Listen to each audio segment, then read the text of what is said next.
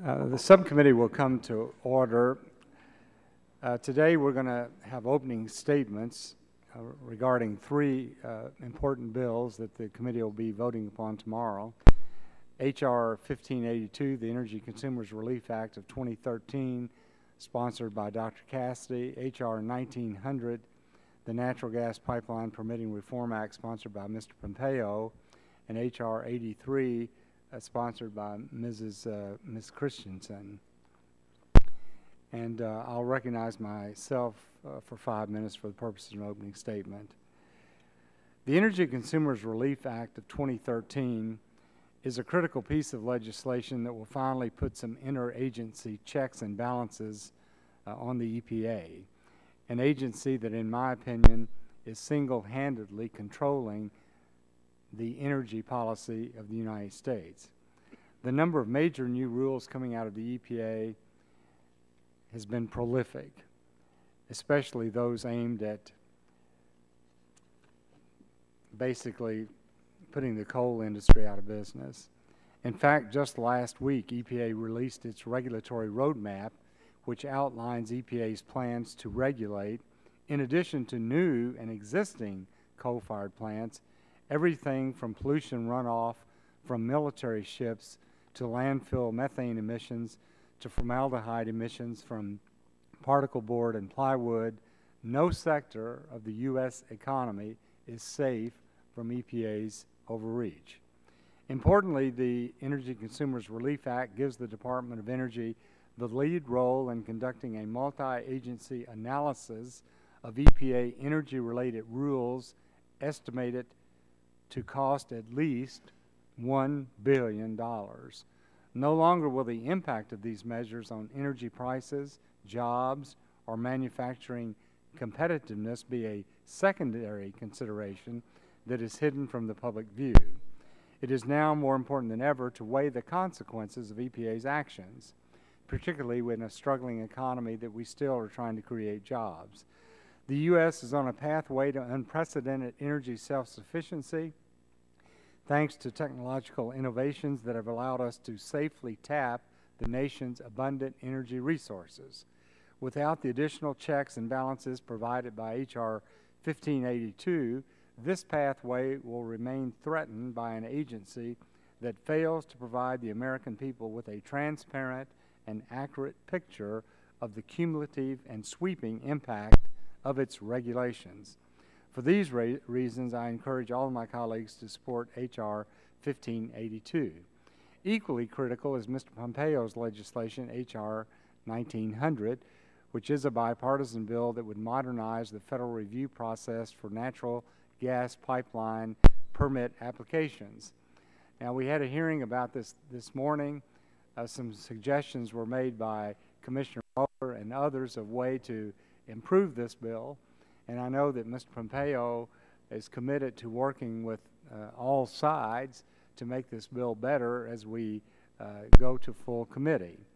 But our energy landscape has been dramatically transformed over the last decade or so, but our energy infrastructure still lags behind regarding capacity.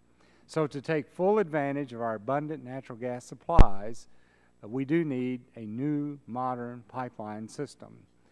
By making common sense reforms to the natural gas pipeline permitting process, Mr. Pompeo's legislation will now allow new pipeline projects to come online safely and efficiently, and I would encourage all of my fellow members to support this legislation. And then also, I mentioned Ms. Christensen's legislation in my opening statement, and I'm sure that she'll be talking more about that important legislation as well. That's H.R. 83. So with that, Mr. Okay. At this time, I'd like to recognize for 5 minutes the gentleman from California, Mr. Waxman, for an opening statement. Thank you, Mr. Chairman. As we begin today's markup, fires are raging across the West. 10 days ago, one such fire tragically claimed the lives of 19 firefighters in Arizona. Last month, Colorado experienced the most destructive wildfire in the state's history, a blaze that claimed 2 lives, cost $9 million to fight and inflicted more than $90 million in damages. Fires are part of the West, but scientists have told us time and again that by burning fossil fuels, we're warming the climate, and this warming is leading to worsening droughts, more intense wildfires, and other climate disasters. As these fires tragically illustrate, the energy choices we make today will have a profound effect on the world our children will inherit. We have a moral duty to craft energy policies that protect the planet and future generations. One of the bills we're going to consider is Congresswoman Christensen's bill. It's precisely the kind of legislation we should be working on. The bill enhances energy security and expands renewable energy generation. It's a win for the island states and U.S. territories that it will assist, and I commend the chairman for bringing this bill before the subcommittee. But I cannot say the same about the two other energy bills we will consider. They are partisan messaging bills that I don't believe will become law, and they do nothing to address the serious climate and energy challenges that we face as a nation. Mr. Pompeo's bill, H.R. 1900, seeks to speed up the approval of interstate natural gas pipelines. The bill aims to solve a problem that doesn't exist. GAO has concluded that the Federal Energy Regulatory Commission pipeline permitting is predictable and consistent and gets pipelines built. The pipeline companies agree. Earlier today, they testified that the process, quote, is generally very good, end quote. Nevertheless, H.R. 1900 would carelessly change this functioning permitting process by arbitrarily limiting the time that FERC and other agencies have to review pipeline applications. When faced with these time limits, one of two things will happen. Either agencies will approve permits that do not comply with our nation's health, safety, and environmental laws, or they will deny permits when the time limits prevent them from completing legally mandated pipeline reviews. With this bill, we will get rushed decisions and probably more project denials. No one benefits from that, not even the pipeline companies. Mr. Cassidy's bill, H.R. 1582, also is problematic. It is yet another science-denying attack on EPA. At some point, we need to stop acting like members of the Flat Earth Society and start listening to the scientists. The bill relies on an outlandish premise that EPA's public health and environmental protections provide no benefits at all to the American people. We know this premise to be false. EPA's tailpipe standards, for example, produce net benefits to society of up to $450 billion. The benefits of the mercury and air toxics rule and other major rules are similarly huge. And yet, H.R. 1582 directs the Department of Energy to conduct a skewed, cost-only analysis of EPA's energy-related rules. If, based on this cost-only analysis, DOE determines that a rule could have significant adverse effects to the economy, the bill blocks EPA from finalizing the rule. This is true even if the rule's economic benefits dramatically outweigh its costs. This is not a sensible approach. It dangerously undermines our nation's bedrock environmental laws. We should not be wasting our time with a bill that would create an unprecedented DOE veto of EPA rules and result in indefinite delays of important public health protections. We have real climate and energy problems to solve and should be seeking real solutions. As I've been saying for nearly 3 years, I'm ready to put aside my own policy preferences to tackle these problems in a bipartisan way. Let's stop these message bills and start crafting solutions. Yield back my time. Gentleman yields back. This time recognize Mr. Upton, the chairman of the full committee, for 5 minutes. Thank you, Mr. Chairman. In our ongoing effort to protect and create jobs, we're here today to consider 3 important bills. H.R. 1900, the Natural Gas Pipeline Permitting Reform Act, sponsored by Mr. Pompeo. H.R. 1582, the Energy Consumers Relief Act of 2013, sponsored by Dr. Cassidy. And H.R. 83, sponsored by Ms. Christensen. As this subcommittee has explored on previous occasions, America is blessed with vast amounts of energy resources, including natural gas. But in order to capitalize on this new energy abundance and create jobs, we need to build new pipeline infrastructure to deliver these robust supplies to new markets and new customers. However, our current permitting process results in significant delays and uncertainty, given the number of state and federal agencies that have a myriad opportunities to stall approval of the necessary permits. If we're going to take advantage of our newfound energy abundance and boost our economy, we've got to start modernizing our existing permitting process to align it with current and future energy realities. That's why I support H.R. 1900, the Natural Gas Pipeline Permitting Reform Act. This legislation puts the federal permitting process on a reasonable shot clock with clear deadlines so that all federal and state permitting agencies are held accountable. The certainty provided by this legislation will help natural gas pipeline projects get sited and built without undue delay, while also ensuring such projects are safe and certainly environmentally sound. Another important piece of energy legislation being considered today is the Energy Consumers Relief Act. Under this thoughtful legislation, energy-related regulations issued by EPA that cost more than $1 billion will finally get the cumulative analysis that they warrant. Common sense dictates that we should fully understand the cost of new regulations on jobs and the economy before they're implemented. Dr. Cassidy's bill will empower the DOE to take a look-before-you-leap approach to EPA's energy-related billion-dollar rules. Transparency in regulatory costs is a reasonable expectation, and the Energy Consumers Relief Act will make sure that EPA provides it. And given the prolonged weakness in the economy and stubbornly high gas prices and unemployment rates, it's a level of scrutiny that's long overdue. Finally, the subcommittee will consider H.R. 83, which would require the Secretary of the Interior to assemble a team of experts to address the energy needs of the insular areas of the U.S. and freely associated states through the development of an energy action plan. I urge all of my colleagues to support every one of these three common-sense energy bills, and I yield back the balance of my time. Gentleman yields back the balance of his time. This time I call on the gentleman from Illinois, Mr. Rush, for 5 minutes. I want to thank you, Mr. Chairman. Mr. Chairman, while I support H.R.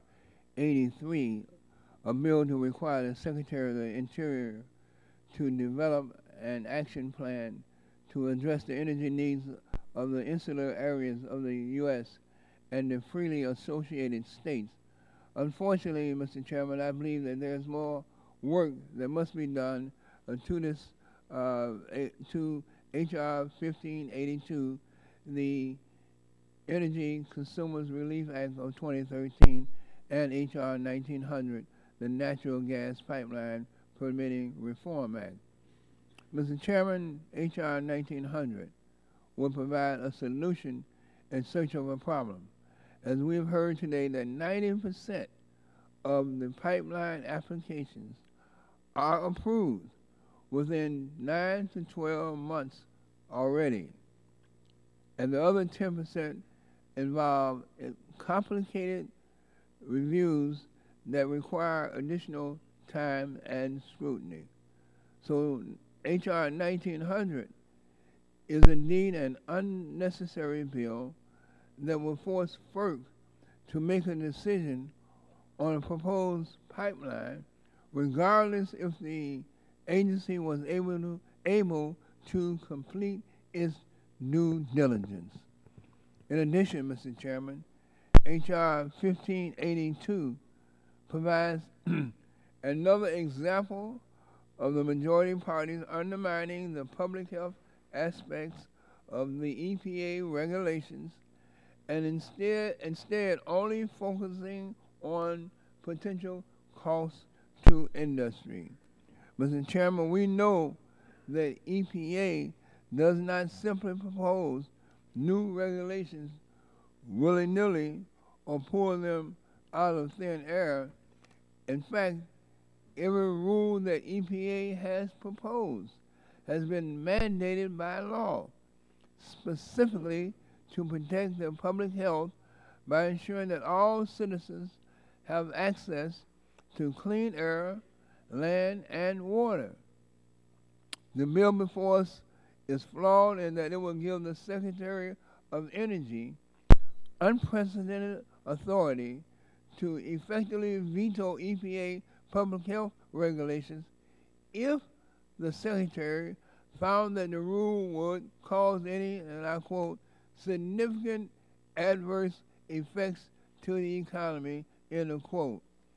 The analysis called for in this legislation is so skewed that even if the economic benefits of a rule dramatically outweigh any significant adverse effects to the economy, or rather to industry's profit, the rule would still be blocked. Mr. Chairman, I find it curious that my colleagues on the other side of the aisle are quick to point out that carbon emissions in the U.S. are down to mid-90s levels, but refuse at the same time to acknowledge that EPA regulations implemented under the Clean Air Act played a major role in reducing harmful air pollutants by 60%, while at the same time our economy has grown by over 200%. Mr. Chairman, my Republican colleagues cannot have it both ways. They cannot attack EPA for issuing regulations while at the same time point to the progress that we have made as a nation, both environmentally and economically, due in large part to those very same EPA rules. Mr. Chairman, I can't support this bill, H.R. 1582, nor H.R. 1900 as they are currently drafted. I believe that both of these bills are unnecessary, they are bad policy, and I simply urge the majority to work with our side to introduce bipartisan, common sense legislation that will actually help move our nation's energy policy forward. With that, I yield back 8 seconds. Thank you, Mr. Rush. At this time, I recognize the gentleman from Texas, Mr. Barton, for 5 minutes. Thank you, Mr. Chairman, and thank you for having a open markup tomorrow on these three bills, Energy Consumer Relief Act, Natural Gas Pipeline Permitting Reform Act, and a bill that would require the Secretary of the Interior to develop an action plan to address the energy needs of the insular areas of the United States and freely associated states. It's an interesting process where we sit here and talk to each other, giving opening statements that nobody listens to, but at least we do create a record. I wasn't here in the 1930s or the 40s or the 50s or the 60s or the 70s when a lot of these base energy bills and base environmental bills became law.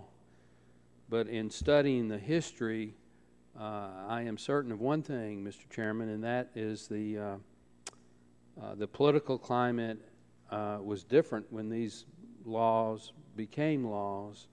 There was an assumption that everybody wanted progress and economic development, and that these laws would create a level playing field that would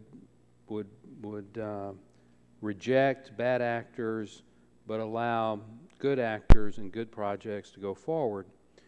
Well, when you flash forward to the 21st century and where we are today, you now have these outside so-called environmental protection groups with professional staffs that exist as soon as a project is even projected or presented for a permit.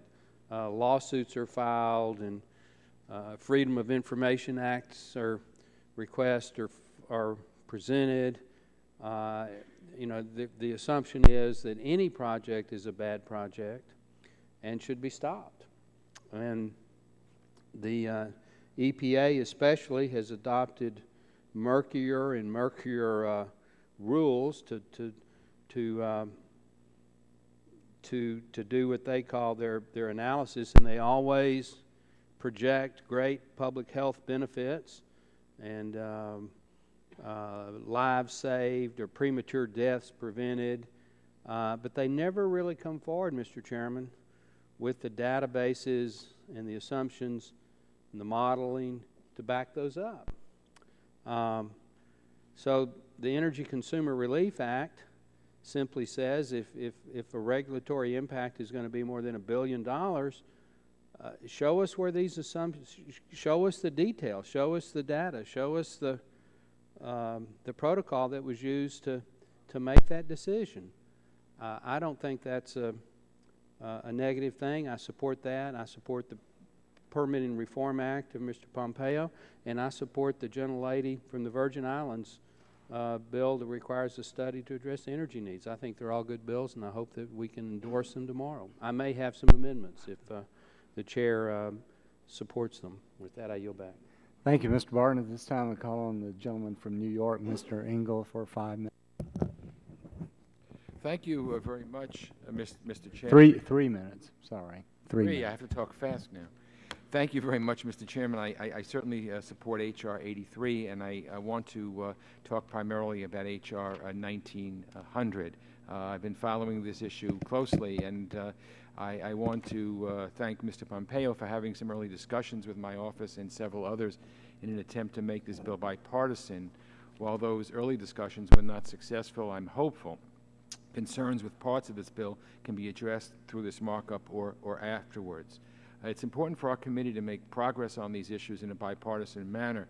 There are numerous energy and environmental issues that face our country and the world, and we must do everything together to address these problems.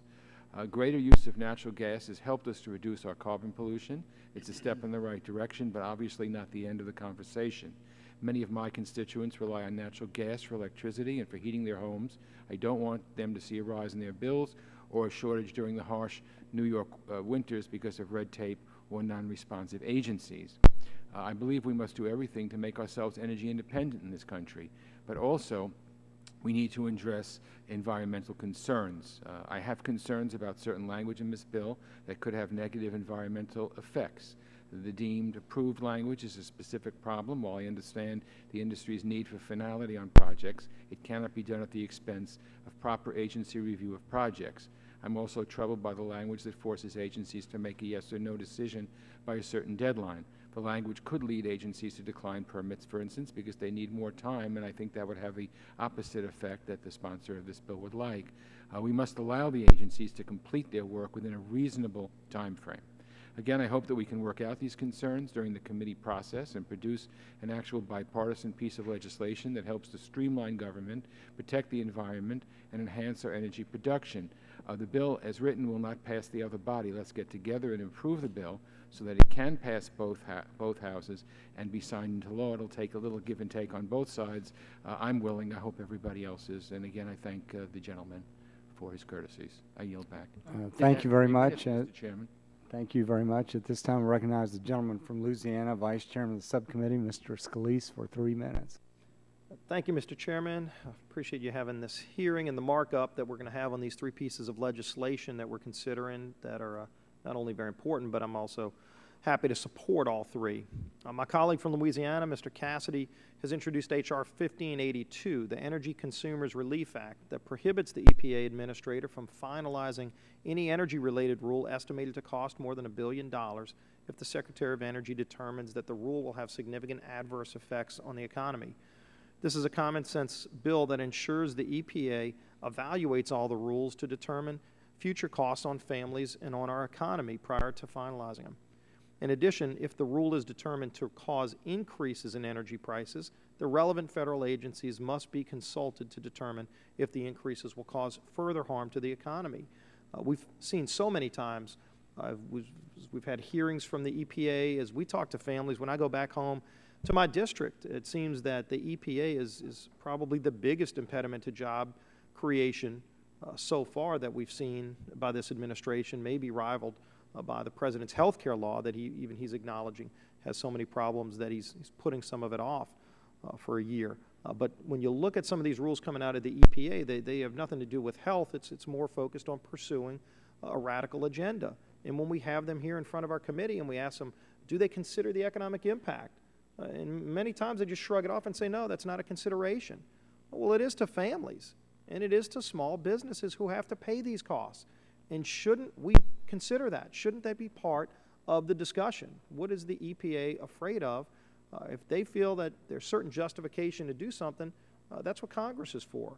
If they're passing these rules and regulations, in many cases where we don't even think they have legal authority, and so many of them have such a high impact on costs and raising energy prices on families, this is common sense, and I appreciate that my colleague from Louisiana brought this bill forward.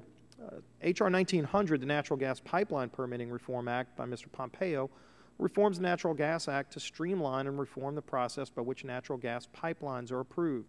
This bill ensures that once FERC finalizes its assessment, other federal and state agencies act in a timely fashion to respond to the permit approval. It's been talked about regarding a shot clock. And you know, when you look at this revolution in natural gas that has literally transformed regions of our country, it's created so many jobs across our country, and yet when you look at the slowdown and the uncertainty when it comes to permitting natural gas, I think it's only fair that federal agencies and Washington bureaucrats are held accountable and given some kind of time frame to answer and make some of these decisions because jobs are at stake. And so I think it's very important that we bring this as well. And H.R. 83 is a bill dealing with the Department of Interior, asking them to come up with a plan of action on their own. I think it's a good bill as well, so I'm happy to support all three of these bills. Thank the chairman for bringing all of this forward, and yield back the balance of my time. Thank you, Mr. Scalise. At this time, I recognize the gentleman from Texas, Mr. Green, for 3 minutes. Thank you, Mr. Chairman, for holding the markup today, or at least opening statements. Tomorrow we'll mark up all three different bills. The first, H.R. 83, introduced my colleague, Mr. Christensen, would require the Secretary of Interior to develop an action plan to address the energy needs of the insular areas of the United States and the freely associated states. I applaud the majority's willingness to consider legislation from our side of the aisle. I plan to support the bill and hope we'll continue to consider bills from both sides that are sound policy. The second bill we have here is an Energy Consumers Relief Act of 2013. Many of the rules in this bill aims to stop our rules that are directly affect my constituent companies, rules that I have serious issues in how they're developed. As I said in the hearing on this in April, I'd love to have a bill that would require Department of Energy to have an official consulting role similar to OMB on the drafting of EPA rules where appropriate. That said, I continue to amaze that my colleagues are okay at setting a precedent where one department has veto power over another department or agency's actions. There is to be a way that this committee can address these core concerns we have about the way these rules are developed without completely gutting an agency's statutory responsibility and independence. I strongly oppose the bill and encourage my colleagues on the other side to think twice before setting this precedent. Finally, the third bill we mark up is H.R. 1900 that we held a hearing on this morning. The Energy Policy Act of 2005 included several provisions aimed at improving pipeline permitting process by allowing closer coordination between state and federal agencies. FERC was designated as a lead agency for natural gas infrastructure involving interstate commerce. This provided FERC with the authority to set timelines for other permitting agencies to act. Based on the hearing this morning, it sounds like they're doing a really good job with 90% of the projects being approved the first time around. I'm not convinced we need the legislation at all. Like we say in Texas, if it ain't broke, don't fix it. I hope that the following issues are dealt with before we mark up this bill in the committee. Perhaps we should explore making pre-filing mandatory for pipelines as it is in LNG facilities. Commissioner Moeller seemed to encourage this morning. The bill should be amended to ensure that a 12-month clock does not start until the Commission has certified that the application is complete. A 12-month deadline for all applications before they're complete would result in truncated and inadequate environmental analysis, which would adversely impact FERC decision-making and potentially expose FERC-issued certificate to litigation. Lastly, the deemed approved language needs to be removed for both policy and political reasons. If we learned anything from the last Congress, from the last Natural Resources bill that were voted on in the House and then sent to the Senate, if there is no broad bipartisan support for that type of policy in the House, it's a non-starter in the Senate. If you truly want to give these companies regulatory certainty, which is what every one of my friends on the other side say this morning, and we need to send something to the floor that has a fighting chance in the Senate. This draft does not have that fighting chance. I expect that if you all moved on these three issues, it would be more support on our side of the aisle in the Senate. We wanted to see pipelines permitted in a timely way, but the permitting process is working pretty well right now, and we don't want to create any new problems or unintended consequences. And thank you, Mr. Chairman. I yield back my time. Gentleman yields back. This time recognize the gentleman from Ohio, Mr. Latta, for 3 minutes. Thank you, Mr. Chairman. There is no doubt that this country has the potential for a very bright and promising energy future. Recent technological advances have opened up access to once unavailable domestic sources of energy, unleashing a number of positive economic effects. In Ohio, this energy renaissance has been a life source to small towns and communities as they've struggled to recover from dire economic conditions. Today, many of these towns have bustling main streets, new sources of revenue, and employment rates well below the national average. New access to less expensive natural gas has also been refueling a flurry of activity in the manufacturing sector. I represent 60,000 manufacturing jobs in my district, which have benefited greatly from lower natural gas prices. During many of my district meetings and visits, I always hear about the concerns regarding unnecessary government interference and onerous government regulations. It is very clear to my constituents that the best approach for Washington is to ensure that a regulatory framework that encourages growth, not hamper it. That is why I'm especially supportive of Representative Cassidy's bill, the Energy Consumers Relief Act of 2013. In the face of President Obama's proposals for new taxes, unjustified mandates, and efforts to impose failed cap-and-trade policies, this legislation provides a respite to the energy sector. It will require the EPA to abide by certain checks and balances when the agency proposes a rule estimated cost at least $1 billion over the life of the rule. More specifically, the EPA will be required to submit a cost analysis to Congress that will lay out a rule's impact on gasoline, electricity prices, and any potential job losses. It will further require the EPA to consult with other agencies that stand to be impacted. This sensible approach to regulation is an initiative we can all agree upon. Former EPA Administrator Lisa Jackson stated while testifying before this committee in 2011, stated we must regulate sensibly in a manner that does not create undue burdens and that carefully considers both the benefits and the costs. This is precisely what Representative Cassidy's legislation proposes, and I advocate that support for it. Thank you, Mr. Chairman, and I yield back the balance of my time.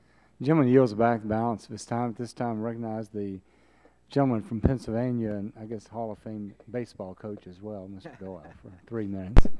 Thank you, Mr. Chairman, and good morning, or good afternoon. Mr. Chairman, my remarks today address H.R. 1900, and I must note my disappointment, Mr. Chairman, with this legislation.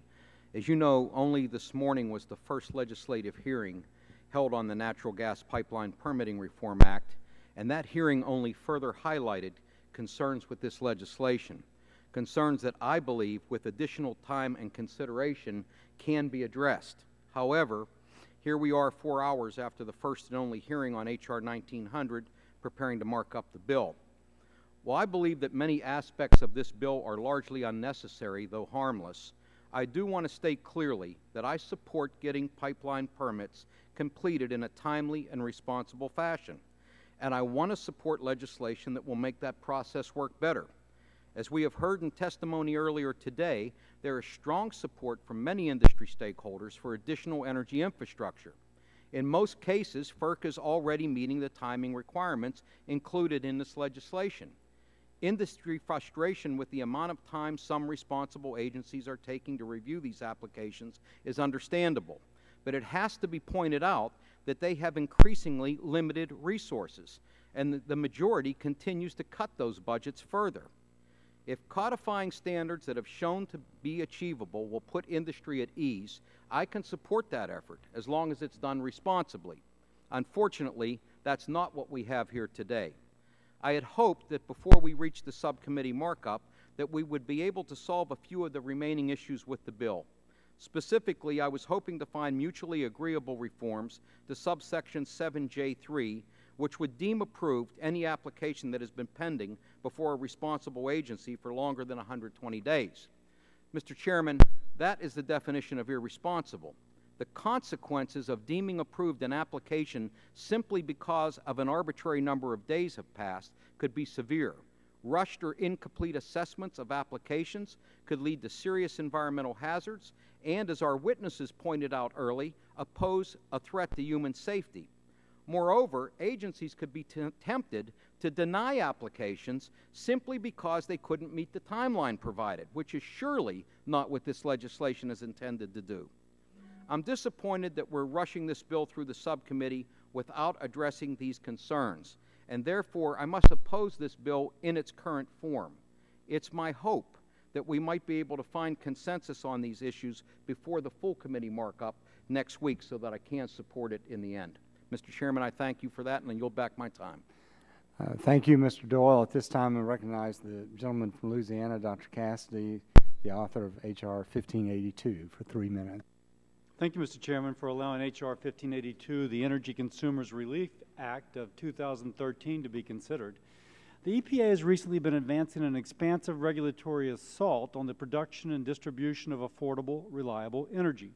Numerous regulations, many proposed within a short time, have created regulatory uncertainty, contributed to an unprecedented number of announced power plant shutdowns, thereby destroying jobs, increasing energy costs, and raising concerns about electric reliability.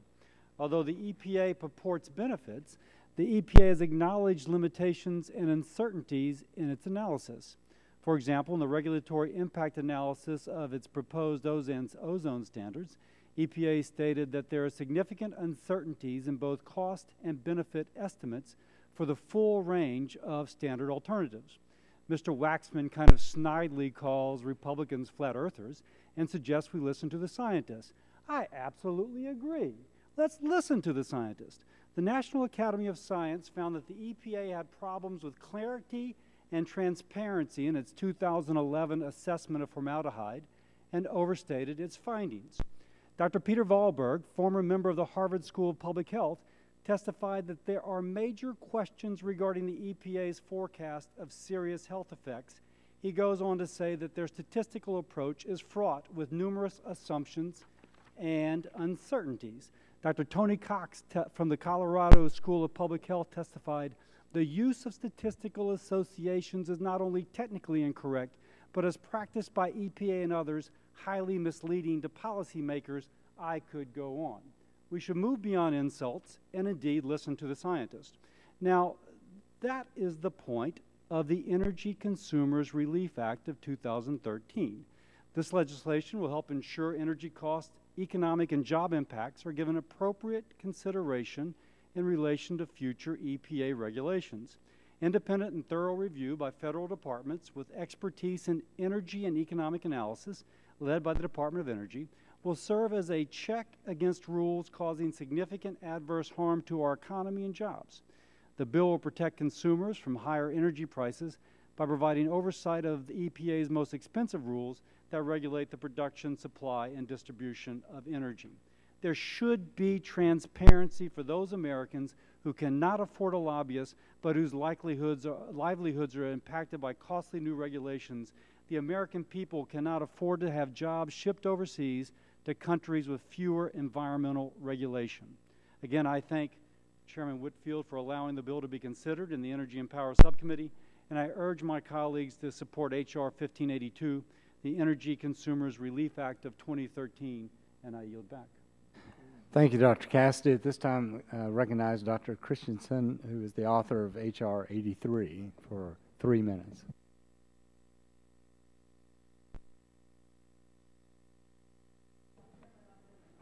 Please turn your microphone on, Dr. Christensen.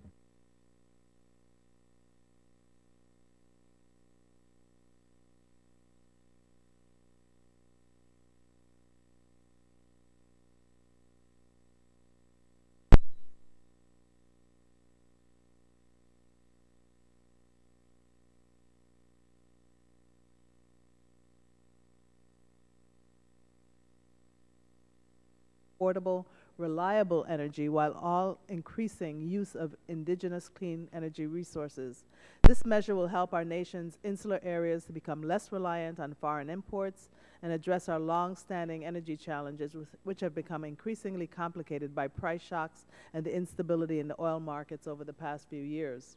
The bill requires that the Energy Action Plan identify and offer remedies to the immediate, near-term, long-term, and environmental needs, along with recommendations on how to improve performance of energy infrastructure, overall energy efficiency, and a schedule for implementation of those recommendations. Just to give you a little context for our ongoing dilemma, the average cost of energy is around 11 cents per kilowatt hour in the United States. Residential ratepayers in my district pay around 50.8 cents per kilowatt hour, while commercial ratepayers incur a charge of approximately 54.8 cents. This is nearly 500% or over 500% in some cases of the national average, a cost that is unsustainable and crippling to our economy and the health and safety of our communities. Despite our challenges and obstacles, our territories are diligently working to identify opportunities to promote a diverse portfolio of energy options. Still, this bill is extremely necessary as it recognizes the need for immediate short-term action. I'm encouraged that this can be made a reality with the guidance of a team of experts dedicated solely to mitigating and resolving these issues. Given our individual geographic locations, we don't have the privilege of tapping into nearby grids in times of crisis. This bill will help us to transition along with the rest of the country to resources that are much more affordable, reliable, efficient, and clean. All of these factors converge. As all of these factors converge, we know there is no better time than the present to aggressively pursue the deployment of technologies such as solar and wind to the extent possible, LNG, LPG, geothermal, and ocean, wave, and thermal energy sources. Many states have enacted strong energy plans that chart a way forward, considering all of the options available to them. It's only fitting that our territories also join in the race for energy independence and clean energy leadership. I encourage my colleagues to continue to support this measure, and I thank you and yield back the balance of my time. Thank you, Dr. Christensen. At this time, I recognize the gentleman from Kansas, Mr. Pompeo, the author of H.R. 1900, for 3 minutes. Great. Thank you, Mr. Chairman. And thank you for holding this markup this afternoon. Thanks for the hearing this morning on the Natural Gas Pipeline Permitting Reform Act. This is a bipartisan piece of legislation that's aimed at making some pretty simple common sense reforms to the natural gas pipeline permitting process. It is not intended as a messaging bill. It's intended to help consumers and pipeline companies and businesses both create jobs and infrastructure all across America. This bill does not eliminate environmental regulations or permitting requirements. Rather than doing that, it takes a bipartisan approach and simply asks the agencies involved in permitting of natural gas pipelines to finish their work in a timely manner. The legislation builds off reforms made in the Energy Policy Act of 2005, which placed FERC as the lead agency for interstate gas pipelines. But because we've had this enormous boom, this great opportunity presented to us by natural gas production, and the increased demand for that natural gas as a source of electricity generation, this process created in 2005 is already in need of modernization. The legislation proposed in H.R. 1900 is not a magic bullet. It does not guarantee the immediate construction of natural gas pipelines. It doesn't change the Clean Water Act. It doesn't change the Clean Air Act. As much as I'd like to see some changes to each of those, and I'd like to see more pipelines built immediately, that's simply not feasible in today's political environment. I think these common sense reforms, however, are possible. The legislation simply gives companies looking to invest in gas pipeline infrastructure some degree of certainty regarding how long a permitting process will take, and brings the statute up to date given current demands for pipeline infrastructure. We heard some ideas this morning in the hearing. I'm happy to consider them and work with the committee to see if we can incorporate them into this legislation as it moves forward. I appreciate Mr. Engler's comments. We did work hard with his staff and some of the staffs on the other side of the aisle. We simply were unable to reach an agreement that moved us past this point. I hope as we move forward in the hearing process, the markup process, we can address some of their concerns while still achieving the important goal of allowing pipeline infrastructure to be built, allow the folks who are investing billions of dollars in doing so to have the certainty that they need. I'd like to give special thanks to Congressman Matheson for being an original co-sponsor of the Natural Gas Pipeline Permitting Reform Act, and I hope we'll be able to get other Democrats from across the aisle to join us in tackling this important and growing issue. I yield back, Mr. Chairman. Gentleman yields back. That concludes the opening statements for the markup schedule for tomorrow. So at this time, the chair would call up H.R. 1582 and ask the clerk to report. H.R. 1582, to protect consumers by prohibiting the administrator of the Environmental Protection Agency from promulgating as final certain energy-related rules that are estimated to cost more than $1 billion and will cause significant adverse effects to the economy. Without objection, the first reading of the bill is dispensed with, and the bill will be open for amendment at any point. So ordered. Now, for the information of members, we're now on H.R. 1582. The subcommittee will reconvene tomorrow morning at 9:30 a.m., and I would remind members that the chair will give priority recognition to amendments offered on a bipartisan basis. So I look forward to seeing all of you tomorrow, and without objection, the committee stands in recess. That's right.